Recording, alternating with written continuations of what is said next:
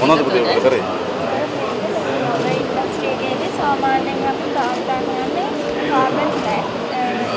ඒකට ලපයි අඳුර දාගන්න තමයි මේ නිර්මාණය හදලා තියෙන්නේ. මෙන්න තරගයේ ප්‍රථම ස්ථානයේ 2026 විශිෂ්ටතම සහ ඉහළ වැගීමට ලක් වූ නිර්මාණය සිදු කරමින් ජයග්‍රහණය ලබන්නේ මොරටුව විශ්වවිද්‍යාලයේ UGDP රණතුංග ග්‍රීන් කාබන් ජෛව විරෝධකාරකයක් ලෙස රබර් කර්මාන්තය සඳහා භාවිත කළ හැකි තාපච්ඡේදනය කරන ලද 10 අඟුරු කුඩු රබර් රාශියක නිවිපහන නිෂ්පාදනයේදී භාවිත කරන ආනයනික කණිතිත පාදක කරගත් කාබන් බ්ලැක් වෙනුවට මේ ආදේශ කිරීම මගින් නිෂ්පාදන පිරිවැය පහත් ඉහළ අතරම තිරසර චක්‍රීය ආර්ථිකයක් කරා ගමන් කරන්නට පුළුවන් කාබන් තිර කිරීම සිදු කිරීම ඔවුන්ගේ නිර්මාණය සිදු කර තිබෙනවා. දැන් සූදානම් කර ජනාධිපති